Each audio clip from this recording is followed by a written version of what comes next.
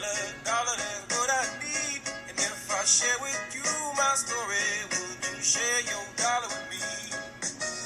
Bad times are coming, and I'll put out a song. Politricks and poverty go together like milk and sour honey. Used and abused for the shell games, we want to help them by getting rid of them. We just want people to see there is still hope. We have to get rid of the homeless problem. We have to build affordable housing. Who's the sweetest talking pimp on the street, don't you know? People been selling poverty to get votes, and Politricks started, easing the fascist itch of wanting to not see poverty. Kind of like the capitalist game of Monopoly. Means about as much as the pink $10 bills. So much hypocrisy makes it hard to see. Yeah, it's a wrap. Just give me your vote and I'll give you a house. Or give them a house. Or at least get them out your town. Why didn't you do what you said, Politrickster Ted? Oh, that's right. It was a lie. But hey, it made you feel good at the time. So today's podcast for a poverty scholar is written in honor of my fellow poverty-disabled, unhoused, and abused and used scholars. My fellow folks who are no longer human in your eyes, now just called the homeless problem. That's the disguise. From the Boricua sister Ocasio-Cortez, who just won in New York, to London Breed in San Francisco. Gentrification city, that is. Poor people, our stories, our problems, always spoken about us without us, are touted about. In the case of Ocasio-Cortez, she walked with the simulation of a working-class background, giving her street cred. But as is often the case with politricksters in these games, some of the biography wasn't really real.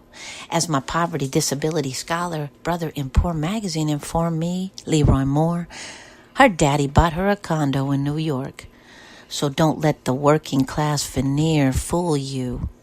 Similarly, we also know that coming from struggle doesn't always mean you come in with heart and soul and consciousness around poverty.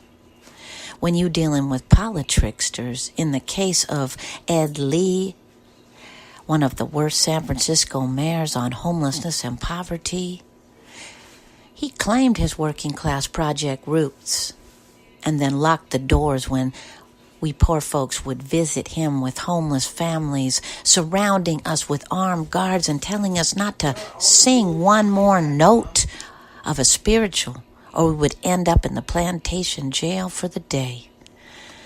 But loved him some rich techies money any day, giving them massive tax giveaways, wealth-hoarding fools like Ron Conway. And Ed Lie launched the developer lie of affordable housing in San Francisco gentrification city, which means it's no longer affordable to anyone who doesn't make at least $120,000 a year. So the question is, affordable for who? And don't get it twisted. Across the country, you got politricksters using poverty as the shell game to get ahead, which always means we po folks lose more of what we barely almost had. From Mayor Newsom of San Francisco, who used homelessness as one of his platform issues, and the minute he got in, put in something called Care Not Cash, a genocidal program which basically took all of our poor people welfare crumbs away. To Clinton, who created welfare deform, code for getting rid of welfare, which further criminalized us poor mamas barely surviving on those welfare crumbs. We searched and figured out by the welfare queens of Poor Magazine Project. Check it out. To City Council person Chris Worthington of Berkeley, who literally turned on unhoused vehicle dwellers in Berkeley and sided with the city manager to have us all evicted from public not really land. to Politrickster Mayor Giuliani out of New York, stolen Lenape territory, who instituted the broken windows theory, permanently criminalizing all us underground economic strategists, street vendors, sex workers, street newspaper sellers, and every houseless person for the sole act of existing on the street.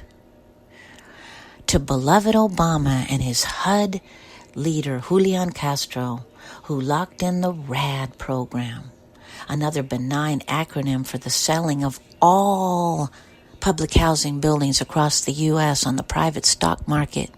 So in the 21st century, there is no more really real poor people housing left.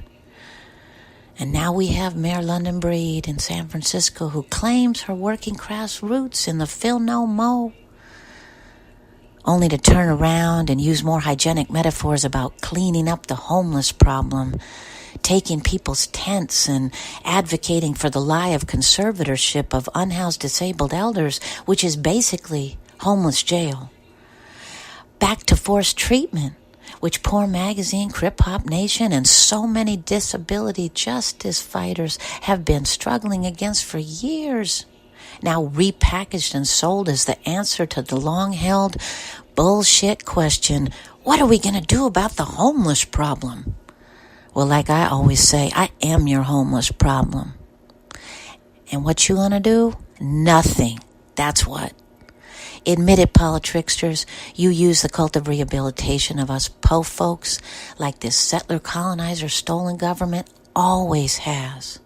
From the settlement houses who used ugly laws to incarcerate every poor person it got, to put us in soft jails and create the savior industrial complex, which did nothing to help us and everything to harm us, to the paupers prisons and the police who arrest, test, incarcerate, and kill every poor person they get.